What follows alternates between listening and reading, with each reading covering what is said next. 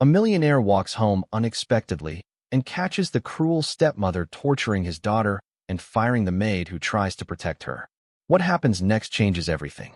Hello friends, where are you watching from today? Let me know in the comments and don't forget to like, share, and subscribe to the channel. The city of Sao Paulo stretched endlessly under the afternoon sun, towers of glass reflecting the haze of late summer.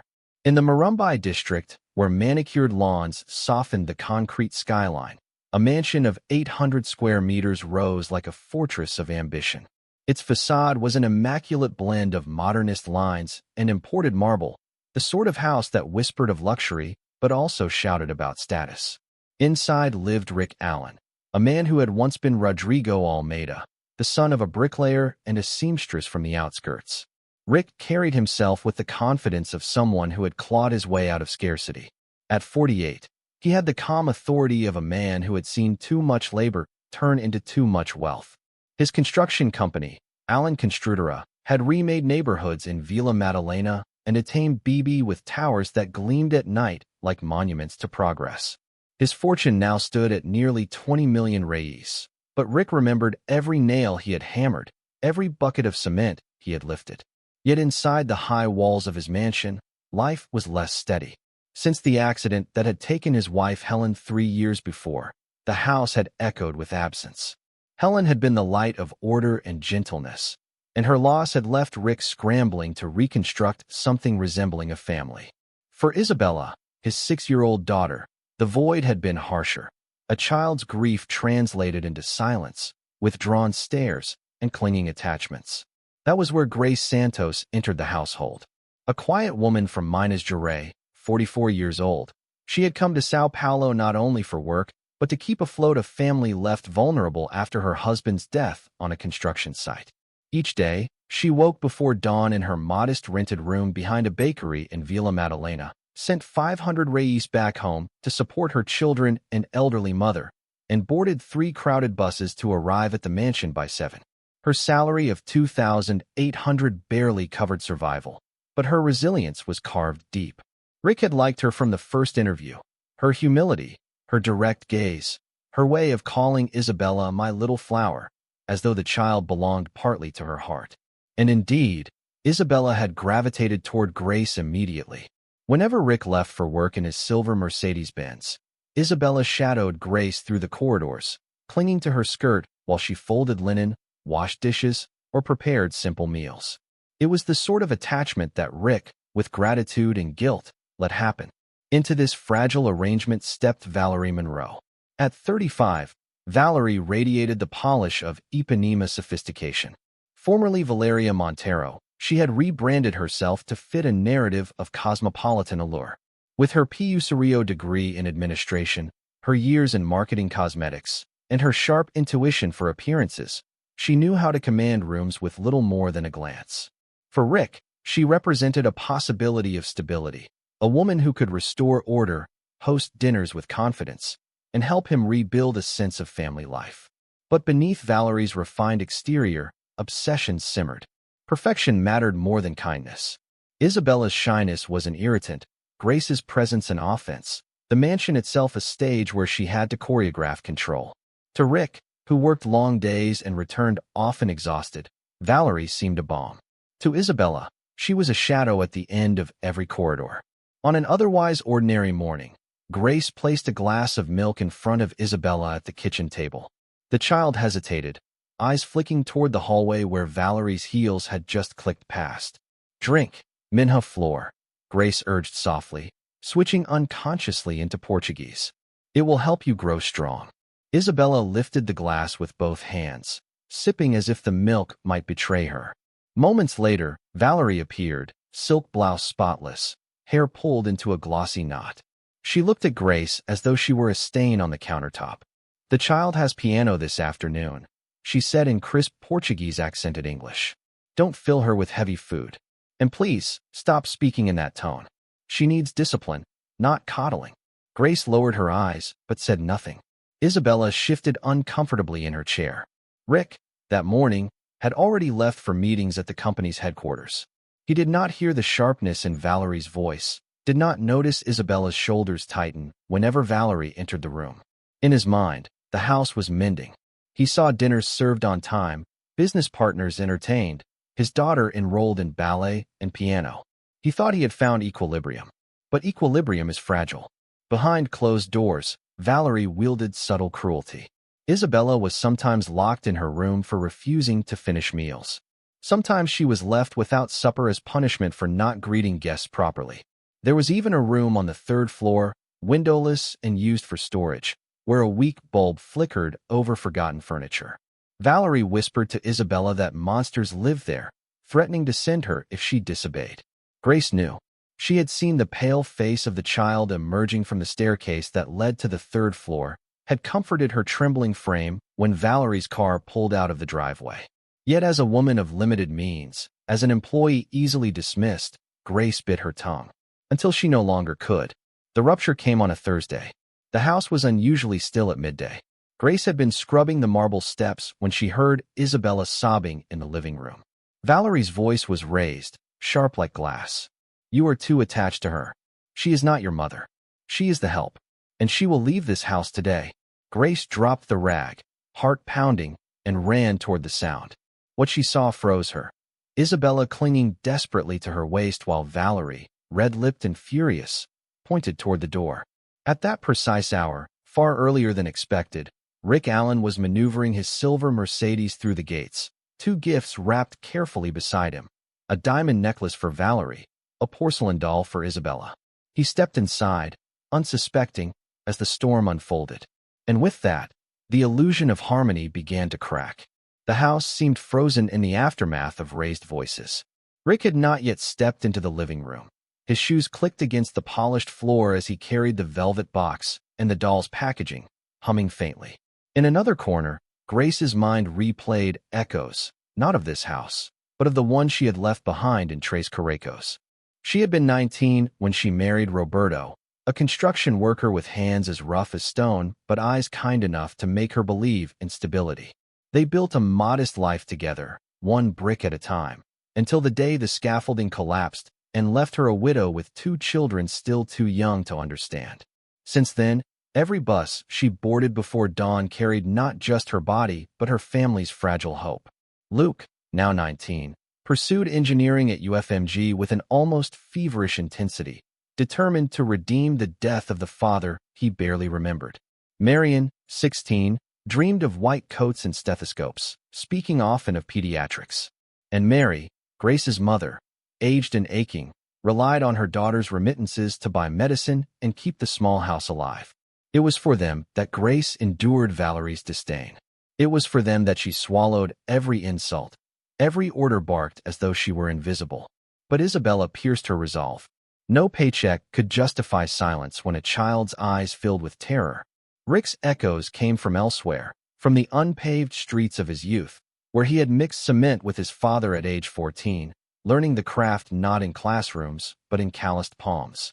By 19, he had sold his first house for 50,000 reis, enough to glimpse possibility. By 30, he was running his own construction company.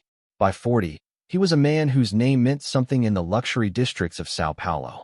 Yet the wealth did not shield him from grief. Helen's death had been sudden, brutal, a car accident that shattered more than bone and steel.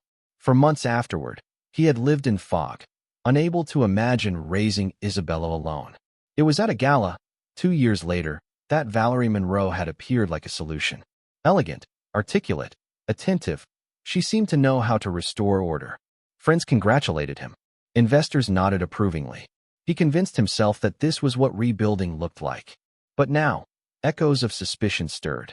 He had noticed Isabella's increased silence, her reluctance to eat, the way she sometimes flinched at sudden sounds.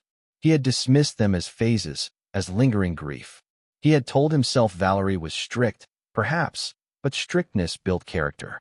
After all, Helen herself had been firm in her own gentle way. Still, memory is a cruel witness. He remembered Helen singing to Isabella at bedtime, her voice soft as lullabies, and could not reconcile it with the child's haunted eyes. He remembered promising himself, at the funeral, that Isabella would never feel abandoned. And yet, had he already abandoned her to shadows within his own home? Grace, too, wrestled with echoes. She saw Isabella's trembling fingers and thought of Marion at that same age, crying in bed when the power went out during storms. She thought of Luke building toy houses with scraps of wood, determined to follow his father's footsteps without repeating his fate. She thought of her mother, Mary, lighting candles during blackouts and whispering prayers. All of them depended on her, and yet her heart was tethered to this fragile girl who clung to her as if she were air. That Thursday afternoon was not yet climax. It was prelude. Rick was about to cross the threshold, bearing tokens of affection, unaware that the true gift his daughter craved was safety. Valerie's voice was still sharp in the living room, demanding Grace pack her things. Isabella's cries echoed like sirens in Grace's chest. And in that suspended moment, past and present converged. Every brick Rick had laid, every sacrifice Grace had endured, every choice Valerie had made to mask cruelty with elegance. These currents collided, drawing all of them toward an unavoidable revelation. Rick placed the necklace and doll on the console by the entrance, straightened his jacket, and followed the sound of his daughter's sobs. The echoes of the past were about to meet the rupture of the present. Rick entered the living room expecting the familiar serenity of polished furniture and soft lighting. Instead, he was struck by chaos. Isabella clinging desperately to Grace, her tiny arms locked around the woman's waist, sobs breaking from her chest. Valerie stood rigid, a figure of authority unraveling, her face flushed with rage as she pointed toward the front door. "She is leaving this house today." Valerie's voice carried a finality that reverberated through the marble. Rick froze, the weight of the moment pulling at him. The doll meant for Isabella slipped from his hand and toppled onto the carpet, forgotten. His gaze moved from Valerie's taut expression to Grace's trembling stance, then down to Isabella's tear-streaked face pressed against Grace's apron. "What is going on here?" His tone was calm, but beneath it ran an edge of steel. Valerie turned to him, adjusting her blouse as though restoring composure. "I'm doing what you should have done months ago. She has crossed lines, Rick. She thinks she runs this household, undermining me at every step. I cannot tolerate insubordination, not from the staff." Grace opened her mouth, then closed it, torn between fear of dismissal and the instinct to shield the child who clung to her. Isabella, however, lifted her face, words tumbling out with raw desperation. "Daddy, don't let her go. Please don't let her go." Rick's heart stuttered. He had never heard his daughter plead with such intensity. He crouched to meet her eye level. "Isabella, sweetheart, tell me why. What's wrong?" Valerie stepped forward quickly. "She's manipulating the child, Rick, filling her head with nonsense." But Isabella pushed the words aside with a sudden, piercing confession. "She locks me in the dark room upstairs when you're not home. She says monsters live there. She doesn't give me food when I'm bad.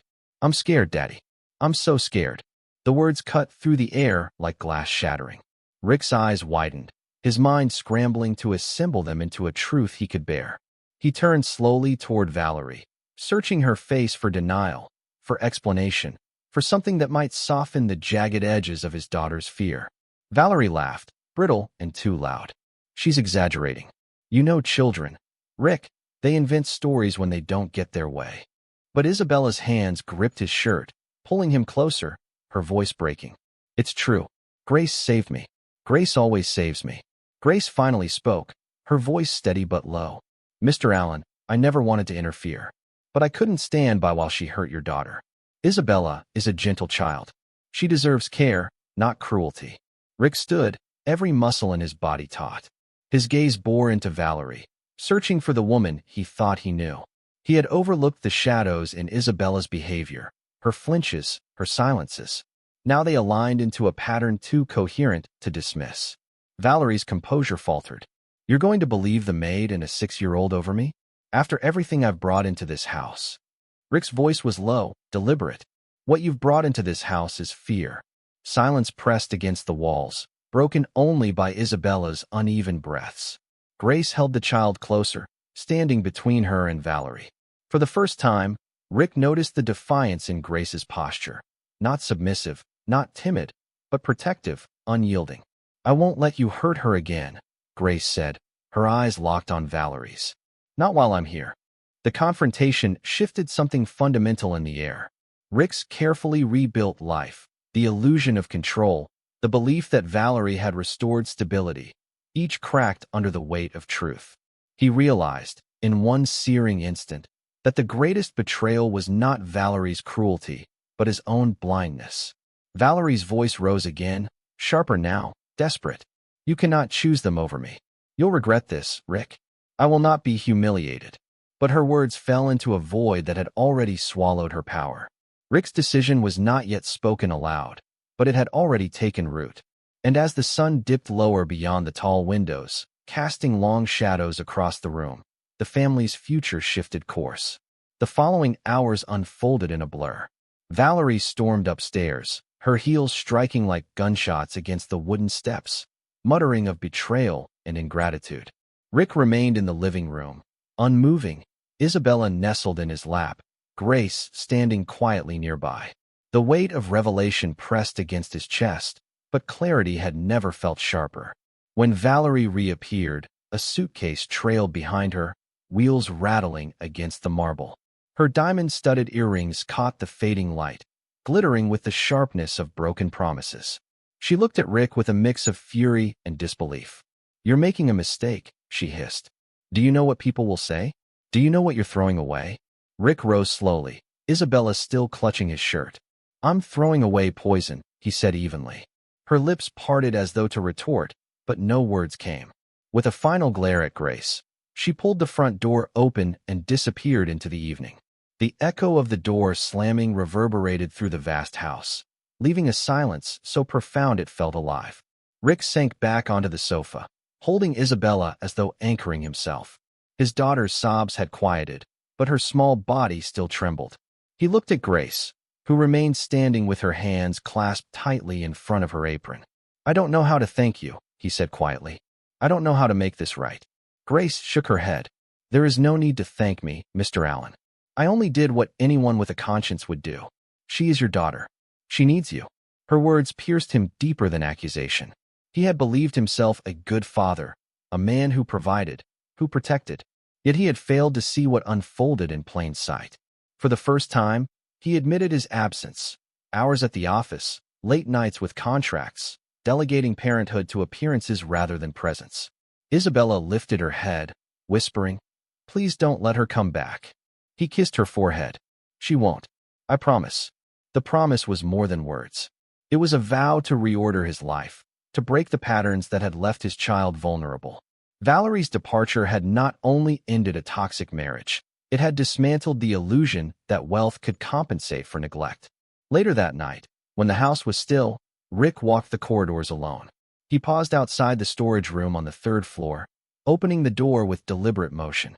The weak bulb flickered overhead, revealing stacked boxes, draped furniture, and the stale smell of abandonment. He imagined his daughter huddled in that cold space, terrified of fabricated monsters, and his fists clenched until his knuckles whitened. "This ends now," he whispered into the emptiness. Downstairs, Grace was folding linens in the laundry room. She had not asked if she still had a job. She assumed dismissal would come with morning. But when Rick appeared in the doorway, his expression carried a different weight. "I cannot let you go," he said. "Not after today. Not after everything you've done for Isabella." Grace blinked, startled. "Mr. Allen, I never meant to.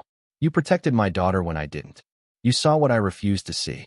That makes you more than staff. It makes you family." Her throat tightened. No employer had ever spoken to her with such gravity. Yet she shook her head gently. "I have my children, my mother. They depend on me. I can't lose this income." Rick stepped closer. "Then you won't. From tomorrow, your salary will be $8,000. I'll provide health insurance for you and your children. Luke and Marion will have their education fully covered. No more scraping by, no more impossible choices. You've earned more than survival. You've earned respect." Grace stared, words failing. She had spent her life invisible, measured in wages barely enough to sustain. Now, in the span of a single day, her worth was being rewritten. Rick's gaze softened. "I want you to stay, not as an employee, but as Isabella's guardian, her tutor, her safe harbor. She trusts you. And after tonight, so do I." The silence that followed was not heavy but expansive, filled with possibility. Grace nodded slowly, emotion shimmering in her eyes. "Then I will stay," she said. And in that moment, the reversal was complete. The woman once dismissed as invisible became indispensable. The house, once polished but hollow, began to stir with the first signs of genuine warmth. The mansion felt strangely lighter the morning after Valerie's departure, as though her absence had cleared an oppressive weight from the air. The marbles still gleamed. The chandeliers still refracted sunlight into fractured patterns across the floor, but now the silence carried no threat. Isabella woke to the smell of warm bread and scrambled eggs, and when she padded into the kitchen in her pink slippers, she saw Grace already at the stove. "Good morning, Minha Flor," Grace said, smiling, though her eyes betrayed exhaustion. She had slept little, lying awake in her small room, replaying the events of the night before and the sudden shift in her place within this house. Isabella climbed onto a chair, her voice tentative. "She's really gone?" Grace nodded. "She won't be back. Your father promised." The words soothed the child, and for the first time in weeks, she ate her breakfast without glancing nervously toward the hallway. Rick entered moments later, his tie already knotted, but his demeanor softer than usual. He kissed Isabella's forehead, something he had neglected in his rush to work in recent months. She smiled shyly, clutching her fork as though it were a talisman. "I'm going in late today," Rick announced. "I thought we could all spend some time together first." Grace looked up, surprised. He was a man accustomed to schedules and boardrooms, yet here he was, breaking routine. Later, after Isabella had run to fetch her doll, Rick sat at the kitchen table across from Grace. His voice was low, deliberate. "I meant what I said last night. You are not just an employee anymore. You're part of this family. But I know that's not simple. You have your children, your mother. They should not have to suffer because you chose to protect mine." Grace hesitated, her hands folded tightly in her lap. "Mr. Allen, I don't want charity. I only want to work with dignity, enough to care for my family." Rick's eyes softened. "It isn't charity. It's recognition. You've shown courage most people never muster. And Isabella, she looks at you the way she once looked at her mother. That matters more than money or status." The conversation was interrupted by Isabella's laughter drifting from the hallway, a rare sound that filled the kitchen with brightness. Both adults paused, listening. For Rick, it was a reminder of how fragile his daughter's joy had become and how easily it could be broken. Yet even as warmth seeped back into the house, fault lines lingered. Outside the mansion's walls, Valerie was not silent. Her pride had been wounded, and she nursed it with venom. In a cafe in Jardins, she recounted her version of events to a circle of acquaintances, painting herself as the victim of manipulation, betrayed by a maid who had turned father and daughter against her. She spoke of Rick as a fool, blinded by sentiment, and hinted that she would not let the matter rest. Meanwhile, within the mansion, Grace began to notice subtle changes. Rick returned earlier from the office, carving out hours to read with Isabella or walk with her in the garden. He delegated more to his managers, trusting them to oversee contracts while he learned to tie his daughter's ballet shoes. The house, once stage-managed for appearances, slowly began to resemble a home. Still, divisions lingered. Rick's business partners questioned his choices. At a lunch meeting in Vila Nova Conceição, one colleague raised an eyebrow. "We heard Valerie left." "Not wise, Rick. Appearances matter. A man in your position should project stability." Rick's jaw tightened. "My daughter's safety matters more than appearances." The colleague chuckled, unconvinced, but Rick did not explain further. Some battles were not worth words. In the mansion, alliances deepened. Grace found herself not only caring for Isabella but advising Rick on small matters. What meals comforted the child, which toys calmed her after nightmares, how to establish a bedtime routine that nurtured rather than frightened. Rick listened, adjusting his ways with humility. One evening, as they watched Isabella fall asleep clutching her new doll, Rick turned to Grace. "You have a gift," he said quietly. "Not just for care, but for teaching. Have you ever considered doing more with it?" Grace shook her head. "I never finished school. Life didn't give me that chance." Rick frowned thoughtfully. "Then maybe it's time to change that." His words lingered in Grace's mind long after he left the room. They stirred something long buried, a dream she had silenced in the rush of survival. Perhaps, just perhaps, her story was not finished. But outside, beyond the mansion's gates, Valerie was plotting her return. And not with love. It was on a rainy Tuesday that the first real secret slipped into the open. Rick had stayed home for the afternoon, reviewing blueprints from his office library, while Grace supervised Isabella's piano practice. The notes echoed gently through the hallways, halting and uncertain but filled with effort. Grace encouraged her softly. One note at a time, Minha Floor. Don't rush. Music is like breathing. Rick, listening from the doorway, felt a pang of recognition. Helen used to say the same words when she played the piano, her fingers dancing across keys with effortless grace. For the first time, he realized how deeply Grace mirrored not Helen's image, but her spirit, the quiet patience, the unspoken strength. Later that evening, Rick invited Grace to sit with him in the library. Piles of documents surrounded him, evidence of a life built on relentless labor. "I've been thinking," he began, leaning back in his chair. "You never told me much about your own life. About your children." Grace hesitated.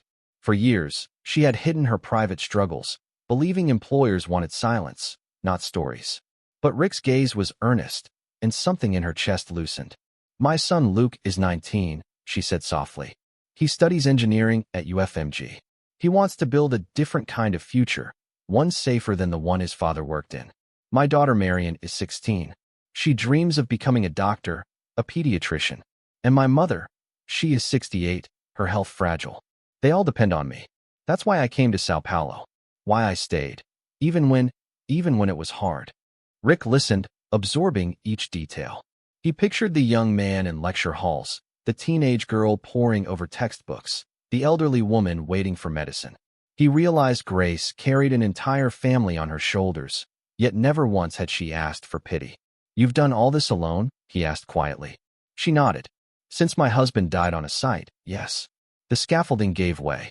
He never came home. Rick's chest tightened. Construction had made him rich, but it had also cost countless men their lives. He had known the risks. He had seen injuries, accidents, funerals. Yet to sit across from a widow whose husband had paid the price, it struck differently. "I'm sorry," he said, the words heavy with sincerity. "I built my fortune on concrete and steel, but men like your husband paid for it with their bodies. I've forgotten that too often." Grace lowered her eyes, touched by his honesty. Few men of wealth admitted such truths. Rick leaned forward. "I want to help. Not just with salary. I want Luke to study at USP if he chooses. Marion deserves the best school. Your mother deserves care. Let me take some of that weight." Grace's breath caught. "Why would you do that?" "Because you've given me something priceless," he said. "You've given me back my daughter." The library fell silent, the rain tapping gently against the windows. Grace felt emotion swell in her chest, gratitude, disbelief, and something else she could not name. For the first time, she allowed herself to imagine a future not built on sacrifice alone. But secrets have many layers. That same week, Isabella finally confided in Grace about the extent of Valerie's cruelty. "She told me if I told Daddy, she would send the monsters after you too. She said you would disappear." Grace held her tightly, whispering reassurance. But inside, her anger simmered. Valerie's cruelty was deeper than Rick yet understood. Rick, too, uncovered a hidden truth. In a meeting with one of Valerie's acquaintances, he learned she had not left quietly. She was spreading stories, whispers of his supposed instability, claims that he had abandoned a respectable wife for a servant. The words stung not because they were true, but because they revealed Valerie's determination to wound. That evening, Rick walked into Isabella's room where Grace was reading her a bedtime story. He watched for a long moment, the child's head resting against Grace's shoulder, eyes fluttering closed in trust. When Grace noticed him, she lowered her voice. "She's healing." Slowly. Rick nodded. "And so am I." The secrets of pain, of past sacrifices, of unspoken dreams, each now illuminated, each demanding to be faced. And with their revelation, the path forward became clearer. This house would no longer be a stage for cruelty. It would become something else entirely. But Valerie's shadow still lingered, restless, refusing to fade. The first true shift came not in a boardroom or a courtroom, but on a quiet Sunday morning when Rick made a decision that would redefine his life. He woke earlier than usual, the mansion still hushed, and walked down the hall to Isabella's room. Grace was there already, gently braiding the child's hair, while Isabella chattered about a drawing she had made the night before. For a long moment, Rick simply stood in the doorway. He realized that the rhythm of his mornings had changed. Where once he would have hurried past with phone in hand, now he lingered, reluctant to disturb the scene before him. He thought of Helen and the promise he had made at her grave, that Isabella would never feel alone. Had he broken that promise? He cleared his throat softly. "Would you like me to take over?" Grace looked up, startled, but Isabella beamed. "Yes, Daddy. Try." Rick laughed nervously. His hands were clumsy with the strands, the braid uneven, but Isabella's giggle was full of warmth. Grace smiled faintly, correcting his mistakes with gentle precision. It was a small moment, but for Rick, it was monumental, a father stepping into the space he had long abandoned to others. Later that morning, he sat in the garden with Grace after Isabella had run off to play. "I can't keep living the way I was," he confessed. "Working 12-hour days, pretending that appearances are enough. I nearly lost her, first to grief, then to cruelty. I won't risk it again." Grace listened quietly, her hands folded in her lap. "Change isn't easy, Mr. Allen. But if you mean it, you'll find a way." Rick nodded, determination hardening in his chest. That very week, he began delegating more to his senior managers, leaving the office earlier, setting aside 2 afternoons to work from home. The decision unsettled some colleagues, but Rick held firm. The company could thrive without his constant presence. His daughter could not. The shift extended further. He enrolled Isabella in therapy, sat through ballet rehearsals, even attended a school meeting he would once have sent an assistant to. Each step drew him deeper into fatherhood, into the role he had once believed was secondary to his work. But with every change came consequence. Valerie's whispers grew louder, now reaching investors and clients. At a dinner in Jardins, a developer hinted that rumors of instability might affect future contracts. Rick felt the sting, but did not waver. For the first time, he knew what truly mattered. Meanwhile, Grace's own life edged toward transformation. Rick arranged for a private tutor to help her complete her unfinished high school education. At first, Grace resisted. She was 44, too old, too busy. But Rick insisted. "It's never too late to invest in yourself. You've invested everything in others. Now it's your turn." The decision terrified her. Long nights of study after long days of work, the fear of failure. But it also ignited something she had buried for decades. Ambition not for survival, but for growth. Isabella noticed the change. One evening, as Grace bent over her notebooks, Isabella climbed into her lap. "Are you doing homework too?" Grace smiled. "Yes, Minha Flor. Just like you." The child's eyes sparkled. "Then we can study together." The alliance between them deepened, not as employer and employee, not even as caretaker and child, but as two students learning to face the future side by side. But the point of no return was not just about study or schedules. It was about family. Rick invited Luke and Marion to spend a weekend in Sao Paulo. At first, they hesitated, Luke proud and suspicious, Marion shy and uncertain. But when they arrived, Isabella clung to them with delight, treating them as siblings she had long awaited. That weekend, the house filled with laughter. Luke spoke passionately of engineering, Marion shyly shared her dream of medicine, and Rick saw in them not just Grace's children but extensions of the future he wanted to build. By the time they left, he knew they had to come to Sao Paulo permanently. It was a decision that bound their lives together irreversibly. The Allen family and the Santos family were no longer separate. Their fates had intertwined, and there was no turning back. Change, however, rarely arrives without resistance. With Valerie gone, with Rick reshaping his priorities, with Grace stepping into new possibilities, the mansion blossomed with a sense of hope. But outside, forces stirred. Valerie had not accepted her dismissal. Pride wounded, reputation bruised. She sought allies who might help her reclaim status or exact revenge. At a cocktail party in Ipanema, she painted herself as a woman wronged, whispering that Rick had abandoned her for a maid, that his mind was unstable, that his fortune might not be as secure as it appeared. The rumors traveled quickly through social circles where appearances were currency. Rick began to feel the ripple effects. A long-time investor delayed signing a contract, citing concerns about stability. A journalist called, fishing for comment about domestic disputes. He brushed them off, but he knew the source.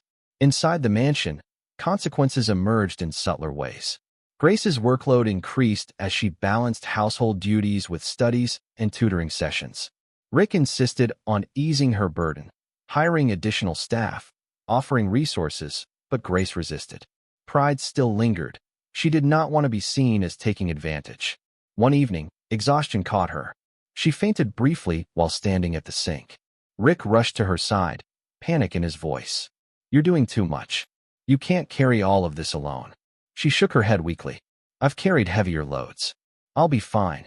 But Isabella, frightened, clung to her. "Don't get sick, Grace. Please." The plea forced Grace to acknowledge her limits. With Rick's encouragement, she agreed to let others shoulder the smaller tasks, freeing her to focus on what truly mattered: Isabella's healing and her own education. Meanwhile, Luke and Marion's move to Sao Paulo revealed both opportunity and challenge. Luke enrolled at USP with Rick's support, but the transition from a modest town to a bustling metropolis tested him. Surrounded by wealthier peers, he battled feelings of inadequacy. Yet his determination hardened. "I'll prove that where I come from doesn't define where I'm going," he told Rick one evening, his jaw set. Marion, too, struggled at first. The new school was demanding, her classmates competitive, but she carried within her the quiet fire of her mother's resilience. Grace watched her children with pride and worry, realizing that opportunity was a double-edged sword. It opened doors but demanded sacrifices.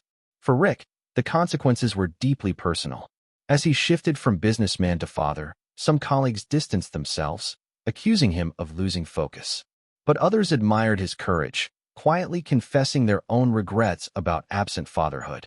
His company, Allen Construtora, did not collapse. In fact, under delegated leadership, it began to thrive in new ways. Rick realized he had not diminished his legacy by stepping back, he had strengthened it.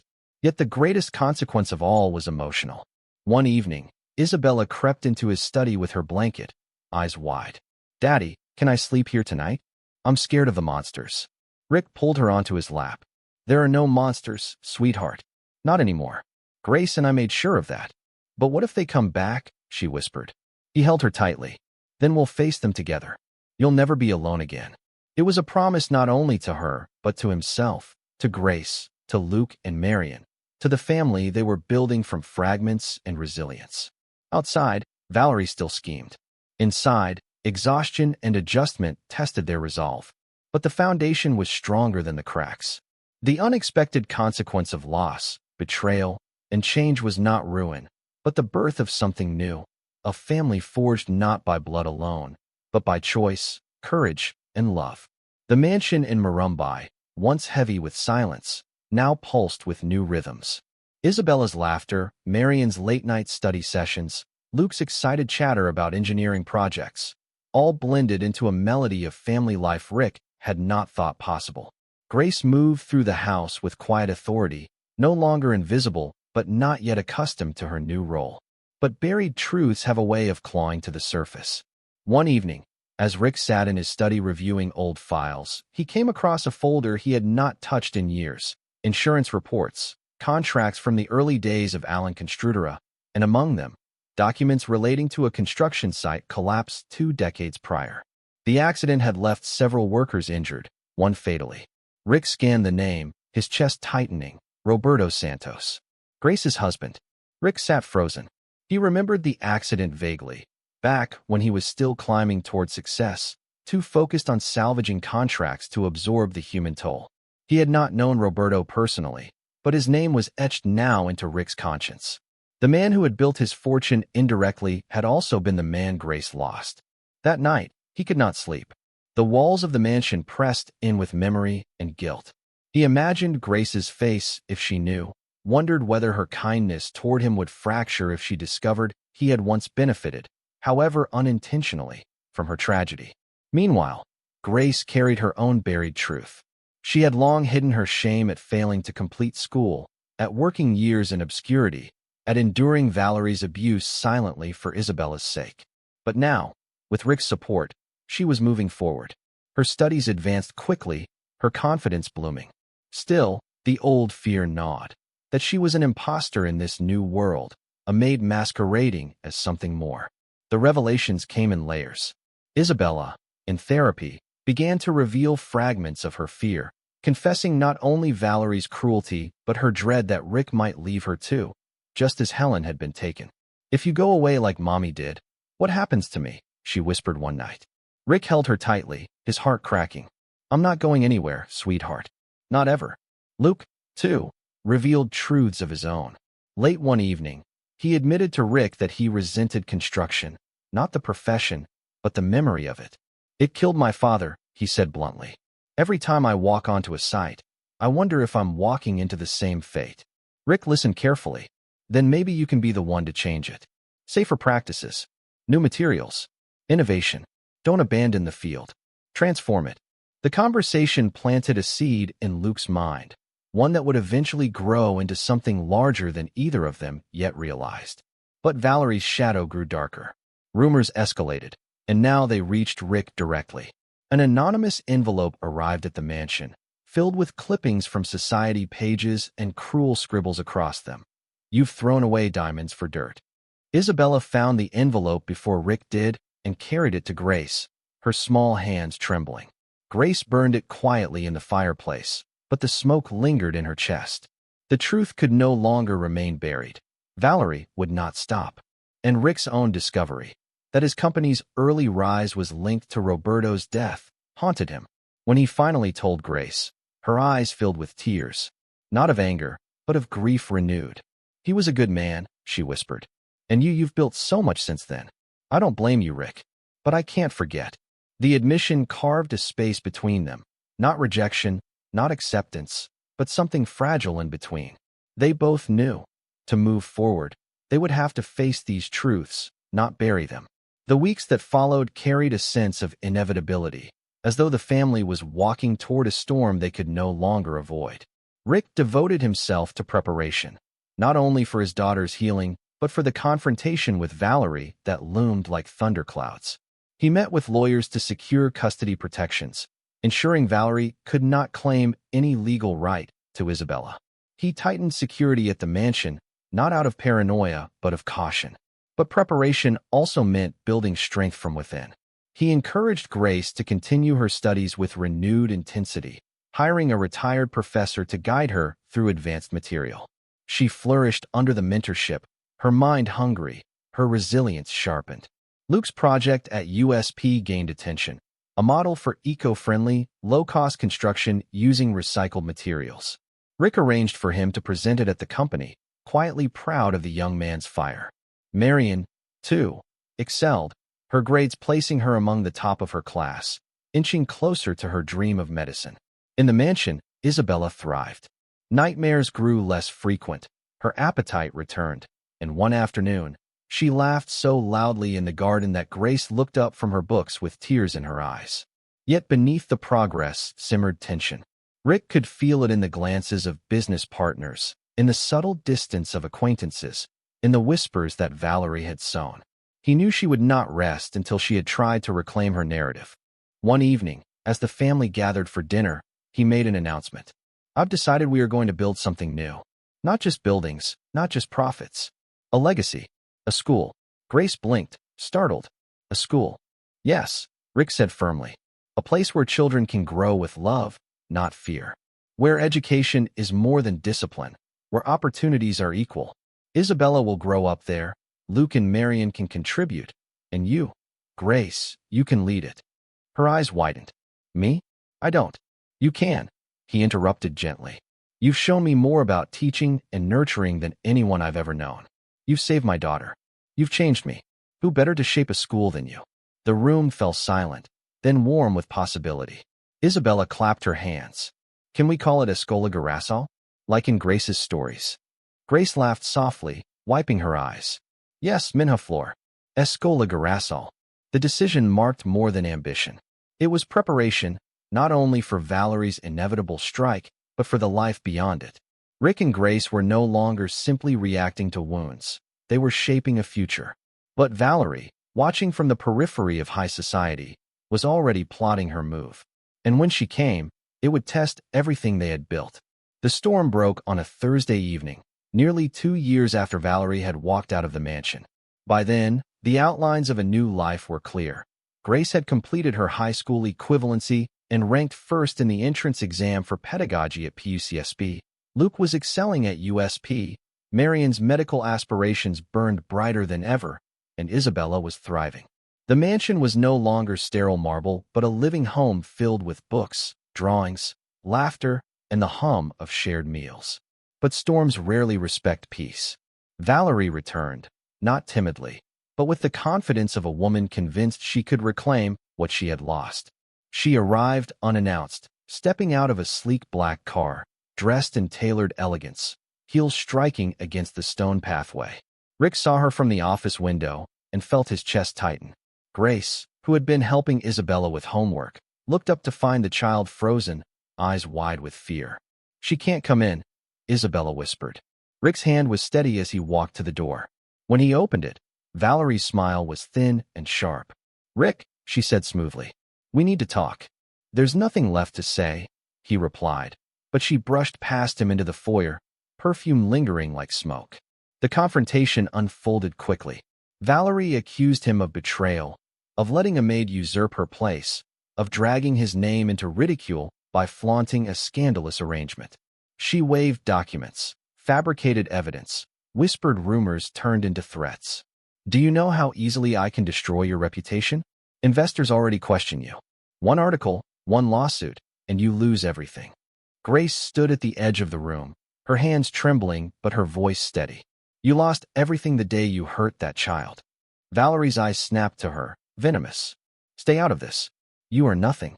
But Isabella stepped forward, small but unyielding. "She is everything. She saved me. You only hurt me." The words silenced the room. Rick's eyes glistened, his daughter's bravery searing into him. He turned to Valerie, his voice ironclad. "This ends tonight. You will not step foot in this house again.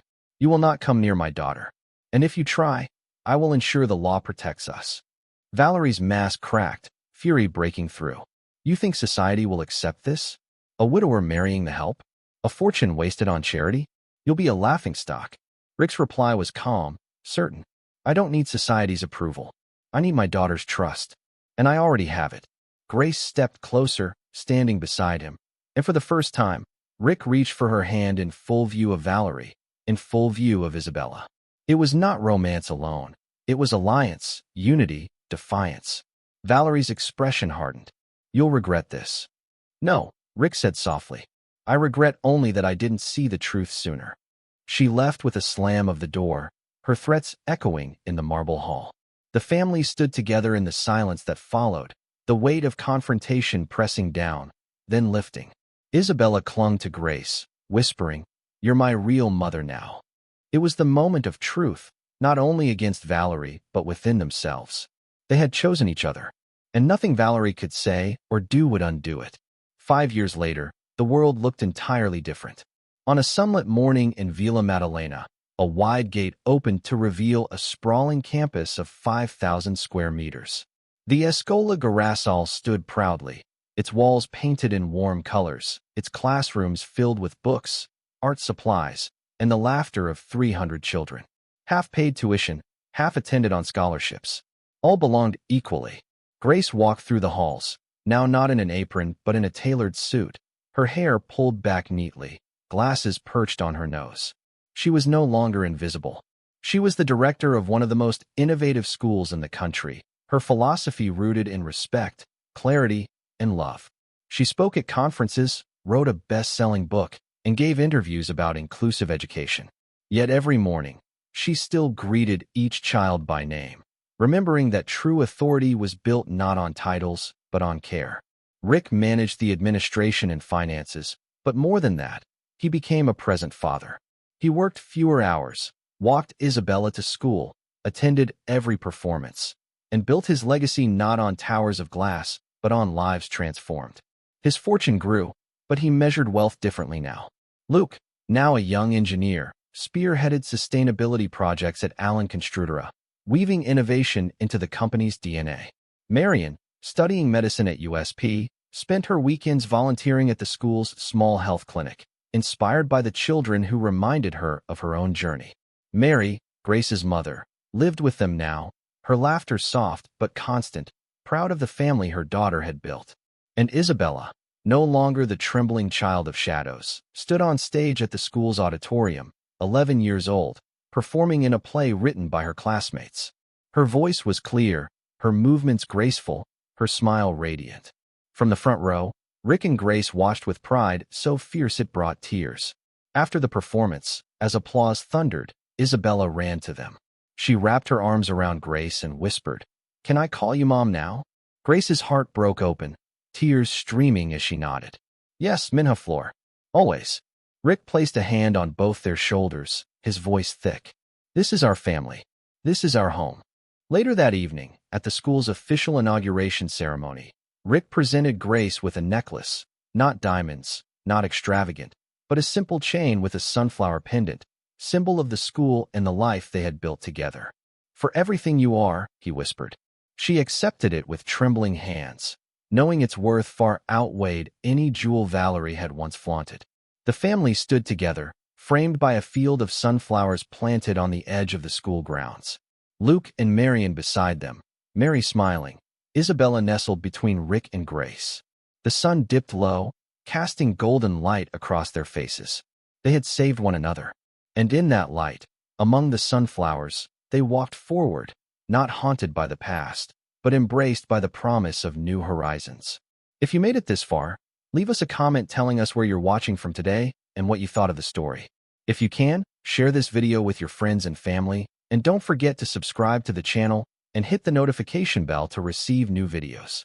A big hug, and see you tomorrow.